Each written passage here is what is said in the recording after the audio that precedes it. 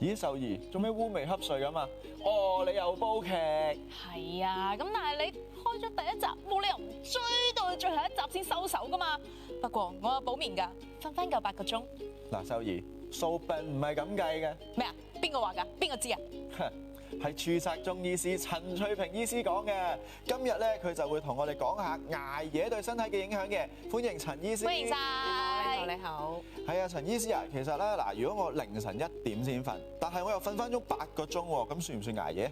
嗱，其實喺中醫嚟講咧，捱夜最主要嗰個定義係咩咧？就係違反一個大自然嘅節律啦。因為中醫認為我哋人體就係同大自然息息相關，高度配合嘅。咁我哋中醫咧就大概我哋將一日24小時就分做一個我哋12小時嘅養生法。咁譬如夜晚黑啦，11至1就啱啱膽經當令。其實嗰個時間咧就係一日裡面最黑暗嘅時間。咁然之後慢慢個陽氣慢慢升翻起，其實個陽氣就好微弱嘅，所以咧當你11點左右咧，其實就應該要瞓覺，好好保護你呢個陽氣嘅。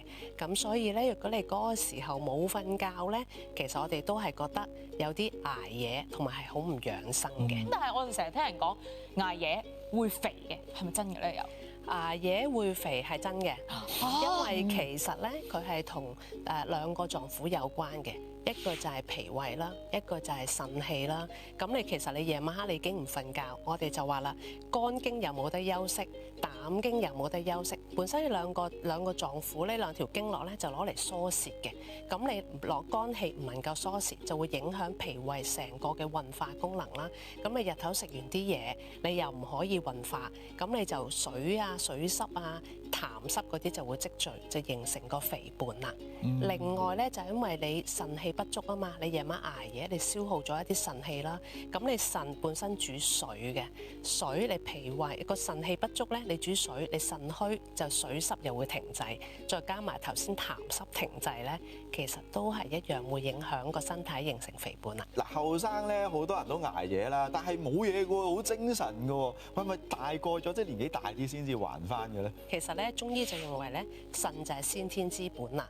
咁你提早咗使用咗個腎氣咧，其實就提早咗消耗咗嗰個腎精啦。因為我哋中醫認為咧，腎咧就係一個我哋有分先天之精同埋後天之精啦。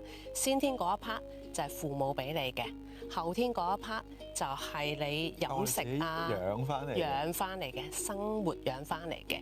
咁若果我哋日頭就要靠我哋日常我哋一啲後天之精啊，你飲食啊生活咧，你去濡養翻先天之精，你個人先得到平衡嘅。咁當你時常捱夜，提早好似碌卡咁樣攞咗啲腎精咧，就有機會令到有一個早衰嘅現象啦。咁譬如我哋就話腎就主頭髮啦，咁可能頭髮比較早白啦，甚至乎乾啦，甚至乎脫落啦。咁另外就係譬如你話腎，我哋就話藏精啊，腦生水，咁你就係我哋腦為髓海啦。咁你譬如你會覺得你好似捱完夜咧，記憶力差啲嘅，反應都慢啲啊，反應慢啲嘅，同埋有時好似暈暈地嘅，係啦。仲有就話，因為我哋頭先都係講腎藏精，咁你提早消耗咗，我哋就話你天癸你都勇敢啲啦。咁跟住你咪會可能男生啦，都會影響一啲生殖能力啦，可能會有啲遺精早泄啦，女生可能有啲月經嘅問題啊，甚至影響生育啦。咁但係我有聽人講啦，捱夜又會口臭嘅，又關唔關事嘅咧？係一定會添，定係純粹嗰個人冇刷牙咁樣？冇刷咯。係唔係嘅？係真嘅，因為其實佢同肝膽啦、心啦、脾胃、腎精通通都有關係。因為首先你頭先我哋一路都講肝膽，你肝膽失疏泄，咁你咪積埋會化熱咯，熱你咪會上蒸於口，你就個口會佢就有陣味啦。另外就係心啦，咁你個心陰消耗咗嘛，咁你個人咪會有心火啦。你所以特別覺得你突然間好敏、好燥，瞓得唔好，咁你有心火，自然都會有口臭。另外一個就係脾胃啦，咁你譬如你夜晚黑，我哋都話你啲脾胃啲嘢都消化得唔好，你肝失疏泄，脾胃功能有影響，咁你脾胃有濕熱，你就自然個口有陣味啦。另外都係講嚟講去都係腎精，因為你消耗咗啊嘛，個人都唔夠，個人乾支支，個口都唔夠津液，你就好容易有細菌，同樣地都係會有口臭。即係呢啲你點刷牙都刷唔翻，都刷唔到啲津液出嚟啊嘛。係咯，喂，咁但係嗱咁講啊，我捱完嘢，跟住我就瞓翻多啲咯，我補眠，咁得唔得嘅咧？喺中醫嚟講咧，我哋覺得就係你係補咗個覺，但係補唔到個腎啊。哦，即係點咧？係啦，因為你本身係夜晚黑你個陽氣係要修復噶嘛，咁你夜晚攞咗去捱夜，你將佢調動咗你個陽氣，夜晚黑你走咗去用啊嘛，咁你日頭係你嗰啲唔係行緊我哋嗰12時辰養生，你根本你嗰身體都冇修復，咁你咪淨係瞓咯，所以有時你會覺得咧係越瞓越攰，因為你成個人都冇修復過。咁同埋我都會提一提阿秀兒啦，因為女生就比較着重，咁因為你朝早你瞓咗覺。第一，你本身朝早我哋仲有個胃經同脾經係要行嘅，應該要食嘢，令到你氣血生化有緣嘅。咁你都冇吸收，咁你淨係瞓。有時你哋會覺得咧，瞓醒咗仲會特別越瞓越攰啦，好似個面色又唔係好靚，好似面青唇白咁樣出嚟，特別攰，係仲要越瞓越攰啦。第二就係你會覺得咧個朝早你可能補完眠啦，其實好似個樣特別暗淡同埋出汗圈嘅，因為你夜晚你肝膽你已經冇休息。你冇，我哋話肝藏血啊，你個肝根本佢啲血都歸唔到去，咁你個人啲氣血行得唔好，你就特別容易有黑眼圈，同埋個面色特別暗啦。我敷面膜急救翻咁樣，又幫唔幫到手咧？若果你素來身體都唔錯嘅，捱1-2晚嘢咧，呢個都應該 OK 嘅。咁但係你話真心呢個真係治標唔治本，因為我哋中醫認為有諸內就形諸外。咁你本身頭先我哋講緊影響晒5臟啦，咁你肝你又唔生血，咁你啲血行得唔靚，咁你就面色會晦暗啦，特別好似暗淡啲黑眼圈啦。咁你心火又盛啦，其實成個人啲皮膚又乾啦，肺氣又虛弱啦，咁你啲毛孔又會粗大啦。跟住你脾胃又唔好啦，你會生暗瘡啦，會出油啦。講越多，好驚。我夜瞓啫，好似搞到咁差咁樣。咁所以咧可以敷下面膜嘅，但係嗰個只係表面嗰個即係治到個標，即係治唔到本啦，冇錯啦。哇，好恐怖！咁好啦，但係冇辦法㗎喎。咁有啲人係真係可能夜晚翻工，係咯，咁點算咧？有啲咩建議可以幫到佢哋？嗱，我哋都明白嘅，因為有啲就我淨係可以翻夜班喎。咁我哋對夜班翻工嘅人士咧，最主要嘅養生方法就係唔好加重脾胃嘅負擔。盡量食嘢食清淡啲啦，唔好食甜嘢啦，唔好食刺激性嘅嘢，辛辣肥膩啊嗰啲通通都唔好食，同埋唔好食生冷嘢。同埋我哋都會提醒一句嘅，就係夜晚黑唔好飲嗰啲提神飲品，其實好刺激脾胃嘅。咁係咪越嚟越眼瞓咯？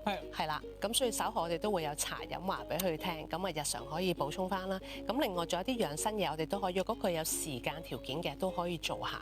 譬如佢可以得閒，我哋呢度有個合谷穴啦，可能大家都比較熟悉嘅。合谷穴就係啱啱拇指同食指中間，可以得閒按下佢。其實呢個可以調整整體個免疫力同埋氣血啊、脾胃嘅功能嘅。咁呢度係真係得閒冇嘢做都可以撳噶咯。日常都得嘅，咁但係夜班人士有時可能隻手我都 OK 嘅，咁可以按下啦。另外我哋都會建議佢可能隨身帶把梳啦。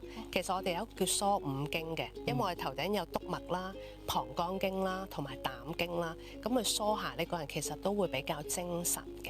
成個頭咁樣梳，係啦。其實你有時唔係好識，你咪由中間由前髮際一路梳去後，跟住左啊右啊兩邊一路咁樣梳。咁你譬如可能一晚可能梳幾次，覺得個人都好似精神啲，好過你飲提神飲品。仲有冇其他穴位啊？仲有一個係拍百虛啦，譬如可能我哋呢啲手踭呢個位啦，可以拍下去啦。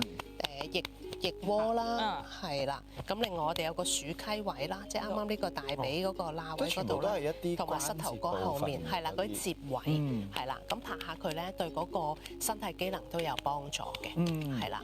咁除咗話即係穴位啊，同埋拍下呢啲部位之外咧，有冇一啲中藥啊，係可以啱係幫助調理翻好個身體嘅咧？咁其實你可以譬如我哋頭先講緊啦，佢5臟6腑其實都受傷啦。咁譬如佢可以譬如肝嘅話咧，可以日常可以食多啲杞子啦、桑葚啦，因為呢啲都可以滋養肝腎啦。咁譬如係心啦，心佢可以食下啲蓮子啊、桂圓啊，又可以補腎氣，又可以養下心陰啦。脾胃嘅可以食下淮山啦、小米啦。咁譬如肺氣，頭先我哋話想皮膚靚啲啦，可以雪耳啦、百合啦。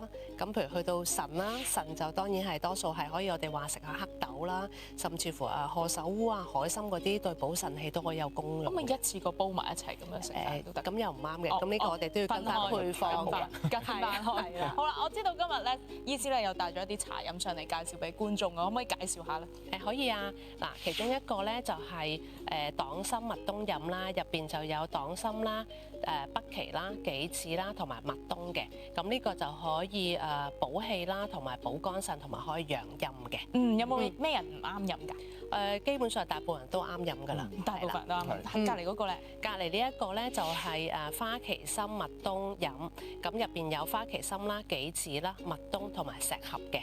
咁呢個功能咧就係除咗可以補氣之外咧，仲可以清熱養陰。